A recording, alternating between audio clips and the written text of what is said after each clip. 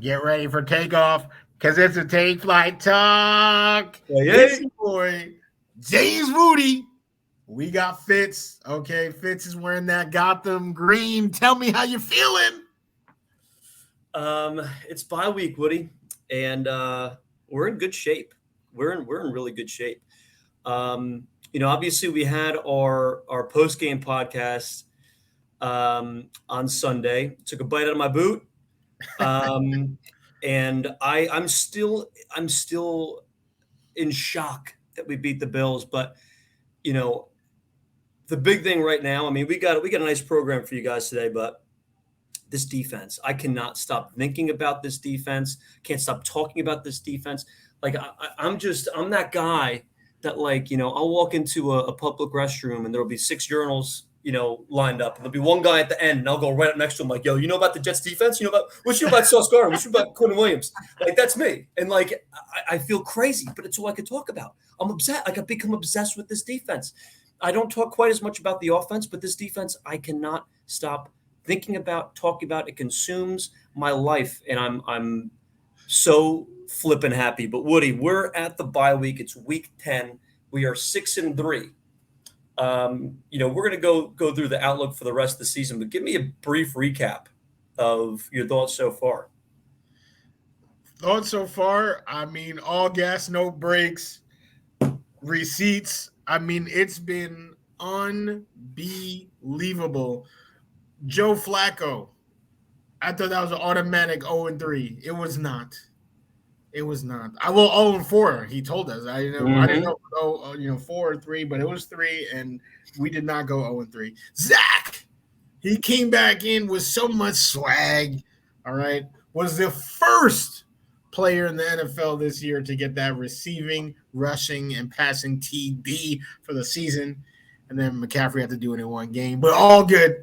There was just so much, and we've seen the maturation of the roster, right? The defense that played against Josh Allen isn't the same defense that played against Jacoby Brissett. No. It's not. The offense has also come together. Dwayne Brown has made an impact. He's made a sizable impact, blocking on the second level. This team is really fun to watch. And what we've actually seen, the most important part, if I had to summarize this first half of the the New York Jets season, is that Robert Saleh's vision and Joe Douglas's vision, which we knew were one and the same, is coming to light. Big It is time. coming to light. I mean, there's a reason why they were almost, choosing personality over talent sometimes, right? Because they knew that their philosophy works with only a certain breed of individual. And that breed of individual, if they are all together just in a locker room, that just mentality, that philosophy just goes from one to the other. It's contagious, all right? Yep. It's like chicken pox, Yep. and everybody starts playing out of their mind. And that's what we're seeing. DJ Reed having one of his best years ever. Quentin Williams having his best year ever, no question. Sauce Gardner having one of the best debuts ever. Everybody is just playing at an unreal level. It's just, this is what they envisioned. And Salah's defense, we are the second lowest blitzing team in the NFL, but number 7 in QB pressures. That is a staple. That is insane. Defensive scheme. That's what he was doing in San Fran. It's the exact same thing he was doing in San Fran when he was in Jacksonville the year that they almost beat Brady in the AFC Championship. That's what that defense was doing. They did it with the Legion of Boom. He was there everywhere he goes.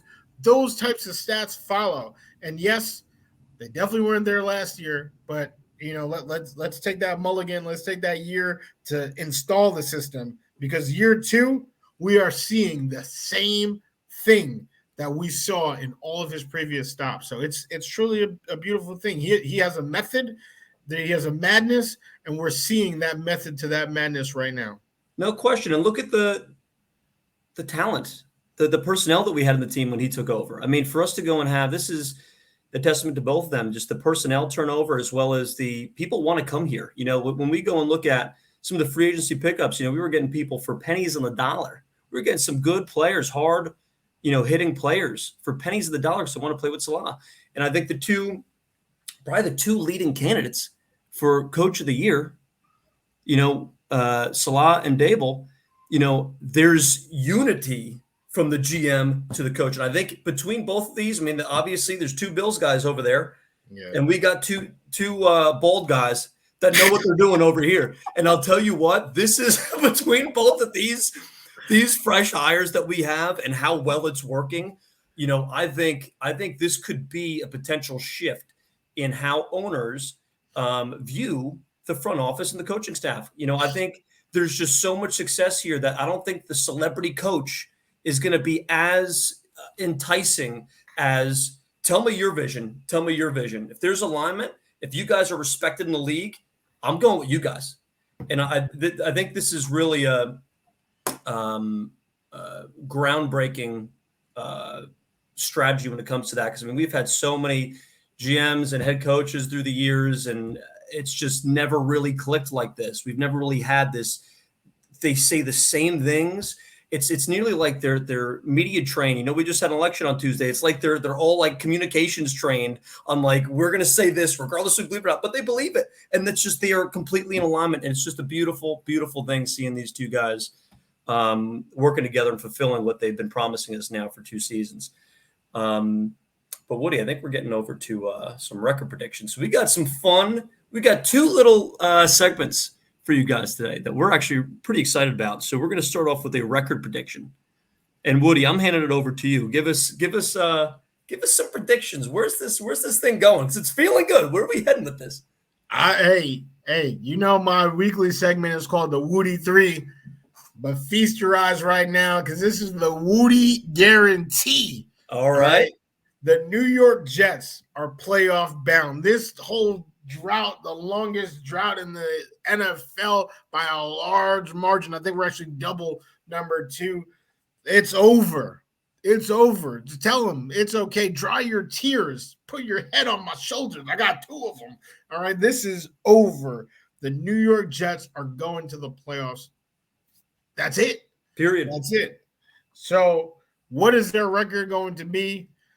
I got them going 11-6. Okay. I was counting them on them going 5-3 this whole time, right? You saw the Woody 3. I was comparing them to the Bengals who had that miraculous run. And that's what the Bengals went in 5-4, came out 5-3. We went in 6-3.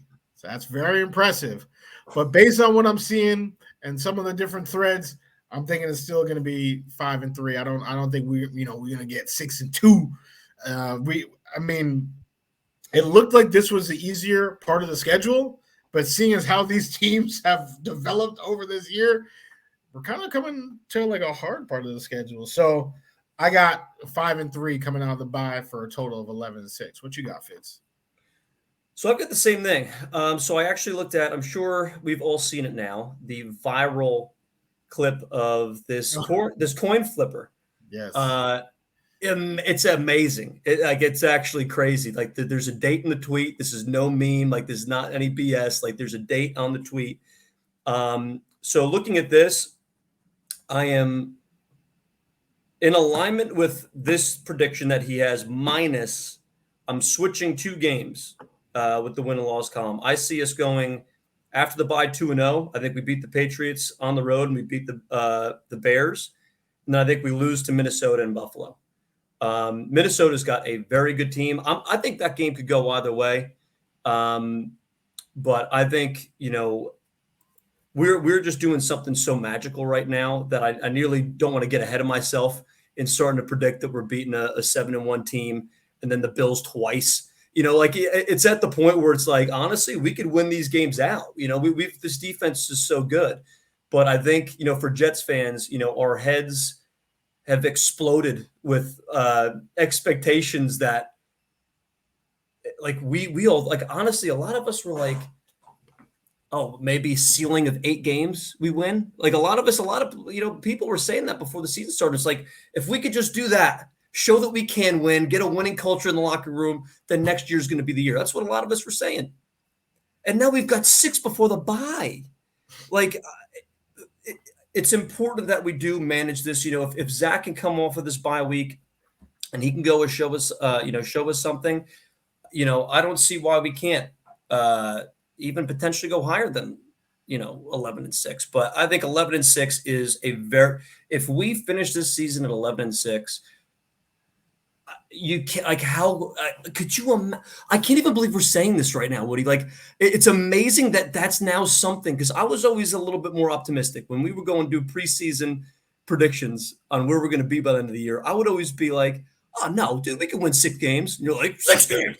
And like, can you imagine? That's what we were talking about just a couple seasons ago. And this is where we're at. So I think 11-6, getting into the playoffs. I think there is a shot that we go and steal the division. That's not out of the question. And we're going to have to check in a couple weeks, see how the next 2 weeks go. If we can go and beat New England and Chicago. The Bills have a tough game in Minnesota this week. Josh Allen's day-to-day. That's an interesting game. And we'll see how that goes. But, there's one last thing. I just brought up the Bills. One last thing, because I'm kind of going to side rails a little bit. I'm sure you've seen as well all these people going and saying, oh, congratulations, you beat the hurt Bills. There was all these injuries. But. There was a lot of people talking about this, a lot of chatter on this.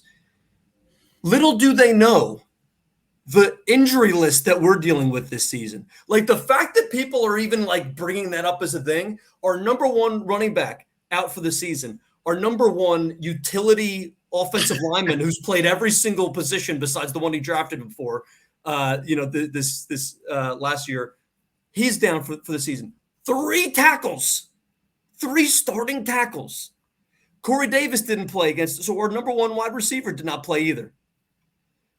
Then on defense, not quite as bad. Our defense, we're not really quite as banged up, but like, for our offense to be in that position, it's like, I don't want to freaking hear it that we beat the banged up Bills. We are consistently one of the most banged up teams in the NFL. Bryce Hall too. I mean, he's hurt. I mean, we haven't really needed him, thank goodness. But our number 1 cornerback from last season, he's not play. He hasn't played a single snap this year. So it's like, no, I don't want to hear about injuries. We are always the ones in the absolute worst position. But Woody, I'm going to close it there because I'm ranting hard. I'm still excited about we're 6-3, Woody. We're 6-3. I can't. It's weird to talk about. I get excited and I go on rants. But Woody, we got some awards coming up here, right? We do. I just want to give the recap real quick, because it sounds like my exact win and loss prediction is what you have also said, right? You said wins at Gillette, and then against Chicago. Even though you originally said we were going to be 5-5, that we were going to lose, there was no way we were going to win in Gillette. Somehow that has changed. I respect you joining the Woody Wagon, and Woody Wagon. This is about to be a win, because it will. Chicago, Justin Fields has been running. We haven't had QBs try to run on us like that, but Josh Allen was doing some work when he was running. That's how they scored their TDs, was literally Josh Allen both times on the ground. So this could be something. Justin Fields literally just got more rushing yards by a QB in the history of the NFL. So I actually expect this to be the first time that we see Zach actually carry us to a victory, because their defense is not great, but Justin Fields is on a run right now. I would love to see that. And real quick, Lamar Jackson only ran for 17 yards against us. So, when we're preparing for it, I think we just weren't really preparing for it. I think we were probably preparing for Josh Allen to win on his arm, because he definitely did run on us. But I think going into this, Justin Fields came off an epic rushing game. So if we're going to be prepared for it, and I trust Ulbrich. Another thing I never thought I would say, but he's going to show us how prepared. We'll see about that. I expect that one to be a barn burner. Minnesota, this is one of the best rosters on both sides of the ball. I mean, there are just so many weapons here. Justin Jefferson, Adam Thielen, Dalvin Cook, will be one of the best running backs we face all year. I do think this will be an L. This would also theoretically be our first loss on the road, which, is something to behold. Something else that is worth noting is that these New York Jets, these different new Jets, have not lost 2 games in a row all year. They respond very well. They bounce back from losses. So to have this be this first time that this happens, I don't know. Maybe they will bounce back and beat Buffalo a second time. I just know that a motivated Josh Allen is not a Josh Allen that people want to face. So I got that L. You know what I'm saying? Detroit and Jacksonville. I mean, if we lose either of these 2 games, I will assume it is because at least 7 starters have died the week of the game. Seattle, this will be this game. goal. This is going to be a wild game. Gino, this is technically a Gino revenge game 9 years later, right? Is. He ain't right back. He about to write something. I feel like for this week, we should sign IK and Campali. Oh, imagine. We should sign him for the week. They get in his head. Yeah, I don't know, man. I think we will win. I still think that Seattle's defense is not good, although their offense is, doing serious work. Kenneth Walker is a serious candidate for Rookie of the Year, Offensive Rookie of the Year. He's good, man. He's really good. He's a stud. But I think our defense will do more to their offense than their defense will do to ours. It's not good. And then Miami. I still don't think the Jets fans have put an appropriate amount of respect for what Miami is doing, what their roster looks like, and who their coach is, because that team is unbelievable. I mean, there are people out there saying that if Tua didn't get hurt, they'd be undefeated. I don't know if I can say all that, but what I can say is that their offense is unbelievable with Tua, and their defense was already really good. Adding Bradley Chubb. If Tua never got hurt, they'd be undefeated. Okay, what if we had no injuries either? You know what I mean? Like that's the game. I mean, that's the game. And you're right. People are saying that, but Tua's got a history with it too. But they have a phenomenal roster, Woody. But I think there's a shot we could pull it off against them, especially if we stay healthy from now till then. But they've got a scary roster though, don't they? They got a scary roster. They do. I actually I would bet money that both the Jets and the Dolphins are in the postseason this year. Yeah, I agree. That last wild card spot can go to one of those other divisions, maybe the Chargers or something, or Bengals. But, 2 of those wild card spots are Jets and Dolphins. You can write it in Sharpie. How beautiful is it that we're in a position like it's been so long where it was just the Patriots just running on all of us. And now, obviously they still there's I would say they're just scrappy. They're a scrappy team now. They've gone from being elite, running the table on everybody, to now they're just kind of more scrappy. And Belichick, he's got the coaching ability to ruin young quarterbacks' lives. But I'm not really I'm not worried about I'm more worried about the other 2 teams in the division for the first time probably in my life. And it's crazy to think about it that way. Yeah, there's no argument about that right now. The Dolphins, and that's what sucks. That's what makes me so mad, is that the Jets finally have it figured out, and the other 2 teams in the division that have been trying to figure it out have also figured it out. Like Sean McDermott's going nowhere. Josh Allen is going nowhere. Mike McDaniels is going nowhere. And Tua, we don't know, concussion protocol, CTE, we got to figure out with Tua. But, those regimes, the future, literally couldn't be more bright. And it sucks because now Salah's not going anywhere. And we still got to figure out about Zach if he's going somewhere. So it's just why can't we have it the way they had it, Yeah. Now we're out here competing. But I think what gives us the edge is Salah and his scheme. Okay, there is no, Mike McDaniels is an offensive wizard. Sean McDermott, he is actually a defensive coach, but they are still like figuring things out. Yeah, they are. I mean, obviously they're the NFL's best defense. They're amazing, but we were able to do some work. Salah's defense, when everybody execute their roles individually, the sum is so much greater. Or sorry, the whole is so much greater than the sum of its parts. So that's what we gotta say. I mean, it looks like we're in alignment with the record, 11-6. You heard it here from Take Flight Talk. I mean, let's start giving people some respect, with some midseason awards, huh? Let's do it, baby. All right. So we got, just to let everyone know, we got an offensive player of the year for the Jets, defensive player of the year for the Jets, most overrated, which sucks because we love our team, right? We trying to hype up everybody, but I mean, people get overrated, and then underrated player on the team.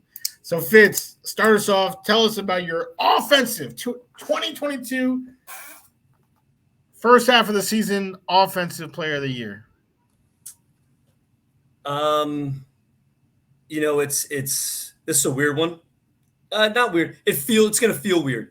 Breece Hall is, I think, undeniably for the first half of the season, the absolute MVP of our offense.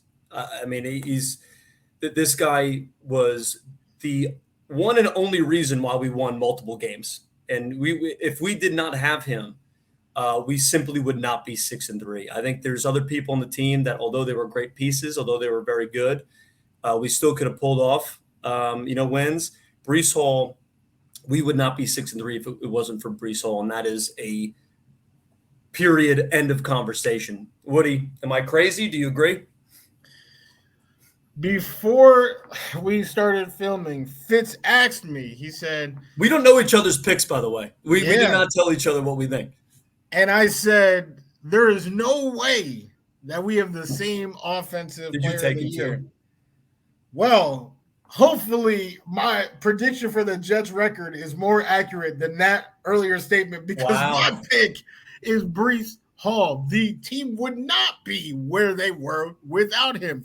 If Breece Hall doesn't ascend to the level that he ascended post Zach and getting comfortable, we wouldn't have traded for James Robinson. We traded for James Robinson because we needed to try to match the lost production. But if Breece was just doing what he did the first couple of games with Flacco trying to find his footing, then we just would have been like, all right, Ty Johnson's not too much different and go in there. But no, Breece set a high standard for the entire team. And like you said, he was the only reason we won a few games.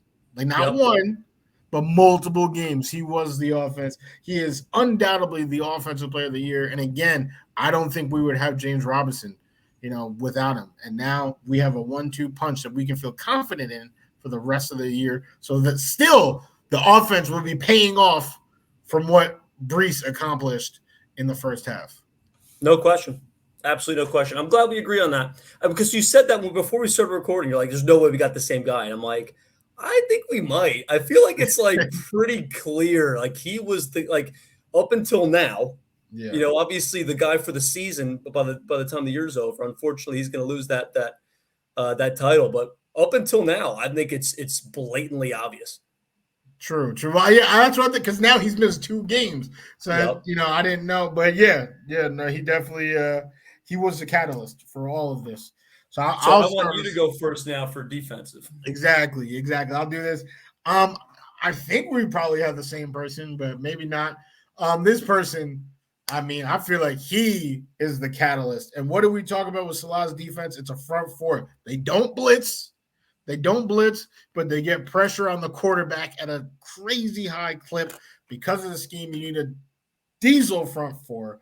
And when they did try to blitz, this man lost his mind up in here. It is Quinnen Williams, the first defensive player of the month that played for the Jets since Darrelle Revis Island 13 seasons ago. Quinnen Williams is in some rarefied air right now. He is playing out of his mind. If we did an MVP, he would be my pick right now for the Jets MVP.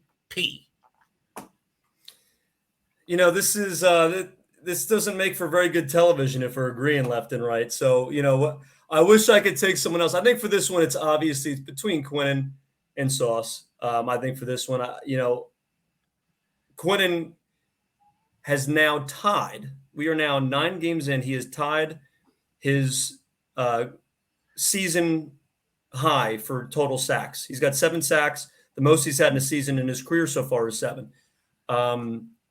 This guy, and this is something we talked about before the season started. This guy needed this year.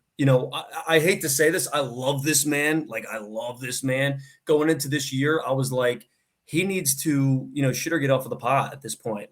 He's been good. He hasn't been 3rd overall pick great until this year, and he did it. He put the work in. He's working with our defensive line coach, our defensive coordinator, perfectly. He knows his role. Like you said, don't blitz. Don't send the whole team. I got this. And he has just matured so well and so much from last year to this year, where this guy is a menace to quarterbacks. So we agree on this. I think honorable mention would be Sauce Gardner. But I will say, I just was looking up some individual player stats on this, and I didn't realize, we talked about obviously CJ Mosley a few times and how he's been a little disappointing in drop back coverage. He's definitely had some good plays, but he's definitely missed some too. Total tackles on the year. Did you see the discrepancy? I have. CJ Mosley has the most tackles on the team with 88 in 9 games. And the next highest is Quincy Williams with 48. He has 40. He has almost twice as many tackles than anybody else. That is insane.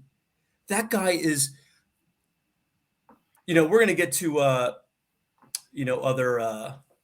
awards here that I'm considering him. I'm now considering him for one of the other awards that we have coming up here, but that is very impressive.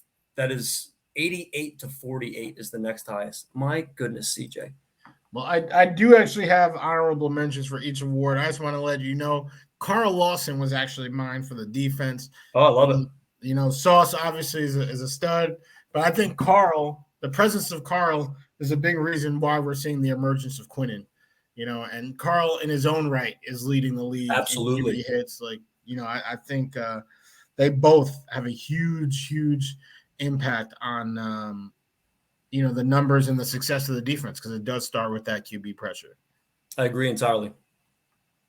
So overrated. This is I'm sad that we gotta, because I do love everybody besides Ashton Davis. So it's tough to say, oh, this person's overrated, but you do it. You say it first. All right. This is one where I really couldn't find someone really appropriate. And I'm going to take this. My answer for this one is going to be really relative to what some fans think. And I'm going to say Zach. I don't want to do this. I don't think he's very highly rated broadly, but I think relative to how some people still are kind of putting him on the pedestal, he showed some maturity in the Bills game. He was not perfect. He was not perfect, but he looked good in that game. There's a lot of growing that still needs to be done with him. And I feel like when everybody goes and says, oh, the fourth quarter magic that he does, second half, he's great. He's shown ability. He has shown ability. He hasn't done enough for me. And, I'm going to say overrated with him. And I don't think he's very highly rated amongst throughout the league, statistically, especially but this was a pick that really, I just didn't have anybody else. I didn't know what to do. And just going through, Jets Instagram, Jets Twitter, a lot of people are still kind of holding him in high regard. Meanwhile, despite him playing twice as many games as the 40-year-old Joe Flacco, he still has less touchdown passes than Joe Flacco. So Zach is not rated very highly, but I think he's the best I can come up with, to be honest. And I want to hear your pick. It's possible that I may change my pick, but Woody, who's the most overrated player on the New York Jets? It is really tough because I feel like there were so many underrated. I feel like I can name 12 underrated. No kidding. but like overrated. Like I feel like everybody who's getting respect like deserves it. Zach is an interesting choice. I actually didn't even think Zach because in league circles, like he sucks. Like he's not good. Like he's literally 30th and everything. But you're right. Like if you go to like a New York pizzeria, hey yo, what do you need? Yeah, boy Zach. Yeah. So, and definitely with the story that broke over in the offseason, where now he's Zach Milson, like, all of that definitely leads into the allure and aura of Zach. But yeah, he stinks. This pick, I hate to do this because I like this person a lot. Like, I like this person a lot. I think he's a tremendous locker room presence, but he's definitely overpaid. There's no doubt he's overpaid. And I know that's different than overrated. It definitely is. But I think when we signed him, the immediate reaction was, we haven't had a tight end in so long. But, now we got CJ Uzomah. We stole him from the Bengals. Bro, like, he was, Burrow's safety valve. Like, let's go. Now Zach has a safety valve. He's about to be the most prolific tight end, since Dustin Kelly. All that, right? Now, CJ, like I said, is a tremendous locker room presence. He's not bad at all. Literally not one bit. And he has actually been used more as with Tyler Conklin, taking more of the route running responsibilities. Yeah. So I don't want to say like strictly like, comparing his receiving stats to like Travis Kelce's and be like, yo, this dude sucks. But I don't think he's worth the contract that we're paying him. Agreed. And I think he's a little bit more expendable than, I feel like if he were lost, it would the morale would take a chink in the armor, but it would regenerate with guys like Michael Carter and DJ Reed and all that love, and in there CJ Mosley is a great leader as well. So I think it would build itself back up. Laken Tomlinson is another vocal guy in there, but like again, he's good. I just don't think he's worth the contract. I think he's super expendable for him to be TE1. I mean, I feel bad for my boy Jeremy Rucker, who I wanted the Jets to draft. They did draft, and he might not see the field until 2025. I don't know. Like there was a couple of attempts we've thrown at him. He's been on the field, but no receptions or anything. But no, I agree. And I was honestly between. It's funny that you said him because I was between Zach and CJ, and I took Zach just because I feel like.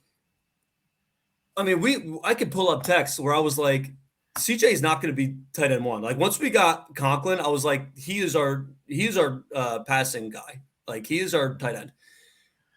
I feel like there really hasn't been any hype on CJ after I think relative to contract, I agree entirely. I think and that's kind of like how you approach this question, right? But yeah, I think that's a good pick where, again, do you pay that much money just for keeping like Zach and the team like happy and having fun? Like I think that's a lot of money for class clown. But he's been great in the blocking game though, like you said. Yeah. So like there's value there, and now that he's there, you can't really get rid of him because that's going to be a blow to the morale. So it's like he's a tough one. I think that's a very good pick, and I was literally between Zach and him, and I think you're probably more spot on than I am on that. Well, both of them, there's definitely an argument to be made, and we made them. So now let's go with underrated, where we said 12 people could probably be mentioned here. We probably have the same number one. I think we do. So I guess we can both say our little pieces on him, and then if you have a number two, you can say number two. Wait, maybe we do or we don't. I think you think I'm thinking of somebody else. Same at the same time. Ready? 3, 2, 1. Bryce DJ Reed. Oh, okay. DJ Reed's been getting a lot of respect lately. He's getting nothing respect. He gets no respect. He's Rodney Dangerfield. Dude, he's only like with PFF grades, he's consistently top 10. He's been getting respect on his name. Maybe not as much chatter, but when it comes to grading, and like when Salah talks about him, there's been respect on his name, but he's my immediate second. DJ Reed's my guy, as you know.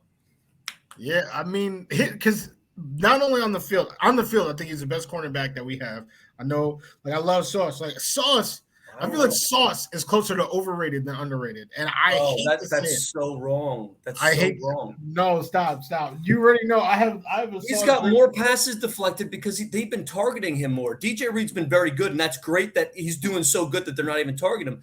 But they are trying to throw on our rookie, and he is getting pass deflected left and right on man coverage. He's only given up like 24 yards this season in man coverage. Like Sauce has been absolutely locked down when we play zone D. That stat is a misleading stat. Like we don't play man that often. Like I just feel like I feel like this is crazy because I love Sauce. Like you know what I'm saying. I mean Buffalo Wild Wings has my card on speed dial for the Sauce. You know my last jersey that I bought, Sauce Gardner. I have the same jersey you're wearing, right? I got just like it's in triple XL though. But like I'm just gonna say, like I just feel like DJ Reed is legit locked down, and like I feel like there are times with Sauce's coverage, like Bills fans are crying. They crying on that last play to Gabe Davis that it was pass interference because Sauce didn't get his head around. Davis had pass interference. He extended his arm. Did you watch? Of course, Gabe Davis extended his arm on Sauce. So if anything, it was offensive. But you know sometimes he doesn't get his head around. He's very physical. I feel like DJ Reed, when he makes plays, it's always on the ball. Like that same game, there was a deep ball to Diggs that would have been a TD. That DJ Reed he's just always his positioning is perfect. And I'm not saying that as a dig to Sauce, you know, because Sauce is physical. And you're 6'3", he's 6'3". Obviously, he's gonna be more physical than 5'9" DJ Reed. But I just feel like his smarts and everything. And then you hear it. You know, anybody who's watched one Jets drive, you hear that DJ Reed is one of the most vocal players in that entire locker room. The boy is 25. Like, he is just an immeasurable asset to that team. And although, you know, I think it's 3 years, 33 mil, that's over 10 mil a year. He is worth every penny. As a matter of fact, they might be underpaying him. I think they absolutely are underpaying him. And that's a testament to how good Joe Douglas is, where he picked up an exceptionally underrated corner. For you to go and get someone at that caliber for that price, absolute steal.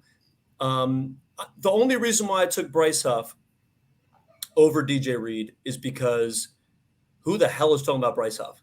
Like some people are talking about DJ Reed. Some people are. Like honestly, some people are.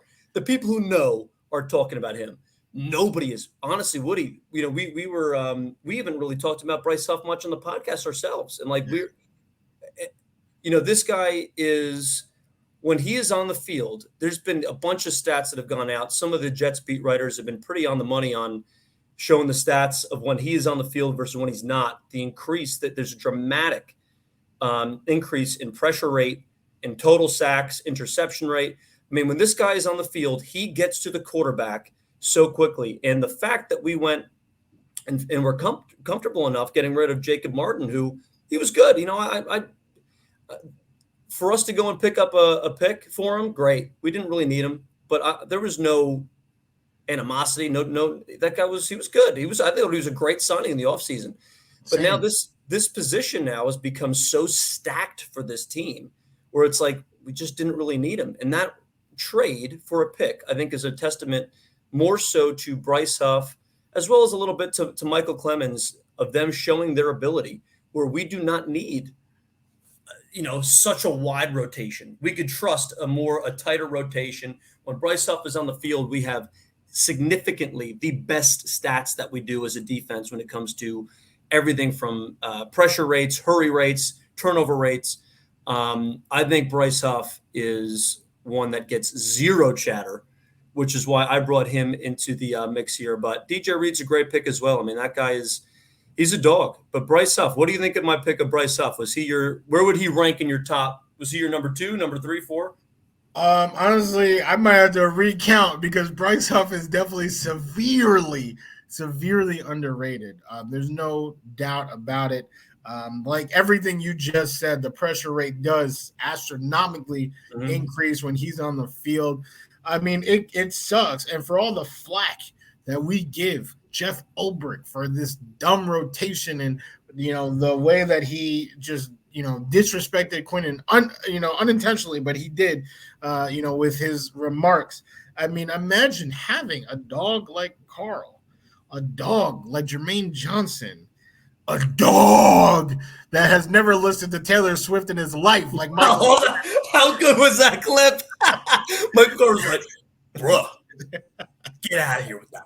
That guy's a scary man. He's a serial killer. I swear to God. He is crazy. And then you got Bryce Huff.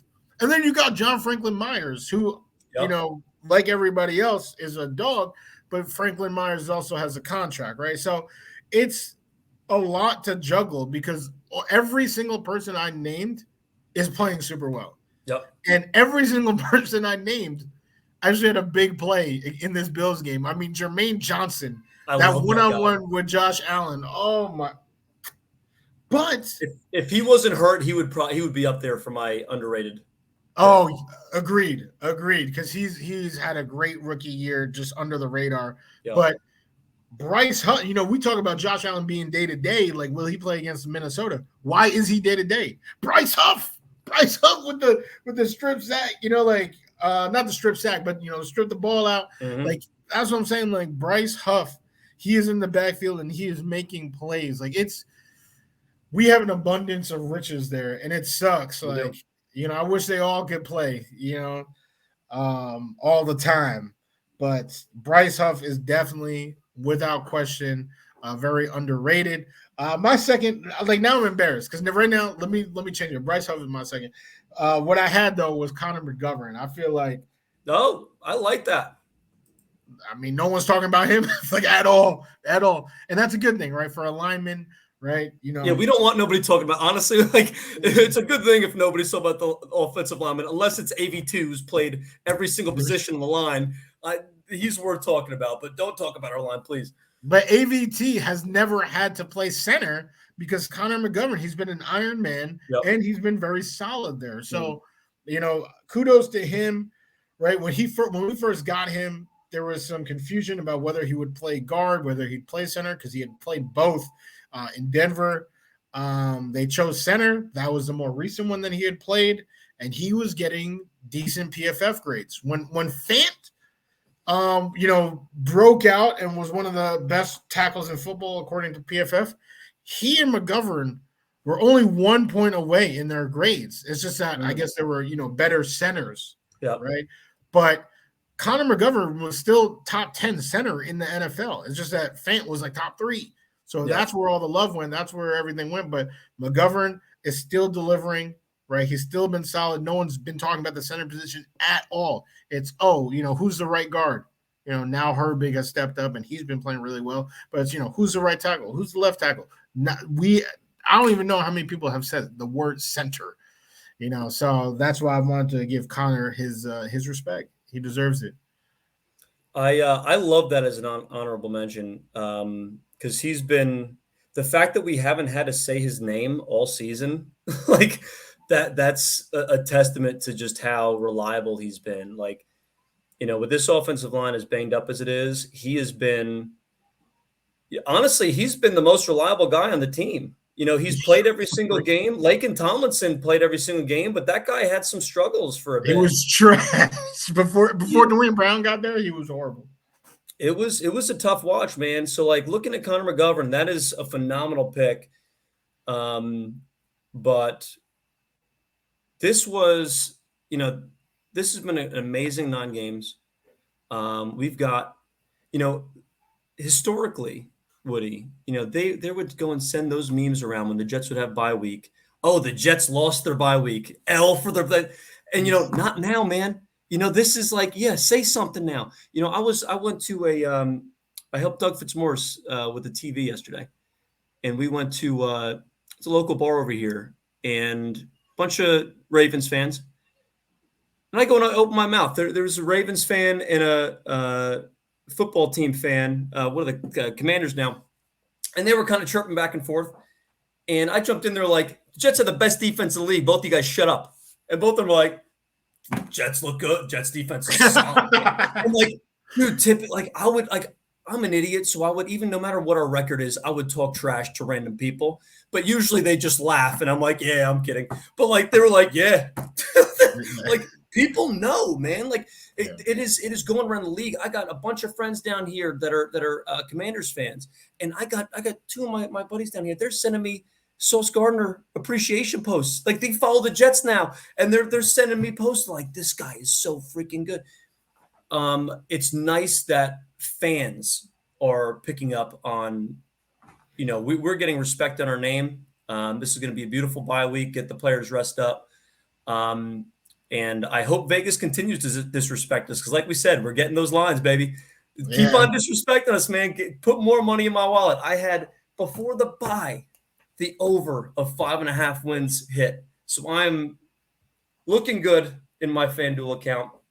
But Woody, let's hear the final words here before we wrap it up. The fans have put respect on our name. Vegas, keep on with your disrespect. And hey, it's been a great first half. It is beautiful that these different new Jets have risen from the ashes. These are your co-pilots right here, James Wudi and Fitz. I'm going to tell you something right now. It might be that every year that Take Flight Talk exists, Gang Green goes to the playoffs. I don't know. We're 6-3 since we launched, Woody. Yeah. The Jets needed us. Everybody's talking about this little Johnny kid and his ice cream. The Jets needed us. Yes. This is the Take Flight Talk that they were talking about when they were saying Take Flight. So let's keep this going. All right. And jet up. Jet up, baby. Good night, folks.